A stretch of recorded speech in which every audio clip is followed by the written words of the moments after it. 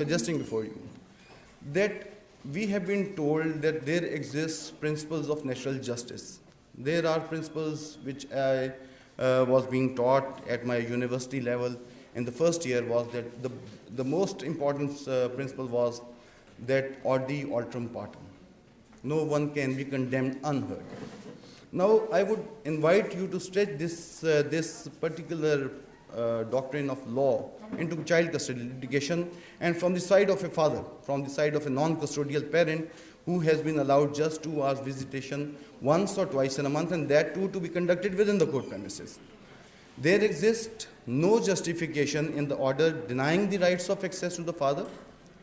The Honorable Trial Court, while announcing this order, was under my understanding, as per my understanding, was obliged to give reasons while denying the right to the non-custodial father under the provisions of Section 24A of the General Clauses Act, which say that every authority made by judicial or executive decide civil rights of a party, so civil rights of the litigants.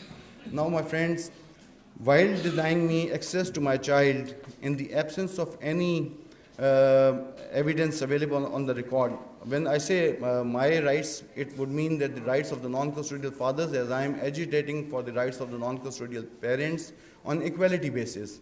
So I would suggest kindly take this, my rights, as the rights of the non-custodial parents. Secondly, my friends will appreciate that after allowance of this schedule of 2 hours visitation once or twice in a month, this schedule is a template. By saying that, by my referring that this schedule is a template order, I wonder if you have seen some of the cases. It is irrespective, it is being passed irrespective of the age of the minor, the abuse, if any, being conducted by the non-custodial father, and it is usually passed on the apprehensions of the mother. My humble submission in this regard is that, first of all, this visitation schedule, this is what deals with the whole concept of welfare of minor.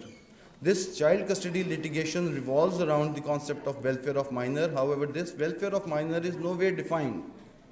In neither of the laws governing child custody litigation that I have enumerated are 4 in number, not even a single provision exists which calls for the restricted access of the father, the non-custodial parent, which calls for the duration of the meeting, and which calls for the location of the meeting. There exists not even a single provision.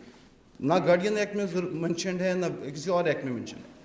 So there must be some criteria that order of access should be ensured to the father on equality basis. I understand. My humble submission in this regard is that the divorce or a separation or a khula is between spouses. It has never been occurred between the parents. A child cannot be penalized for an act done by his parents, and by restricting access of the child to his biological parents by our system, guardian system, we are actually penalizing and giving punishments to the children of this nation for an act for something which they have never done. And by further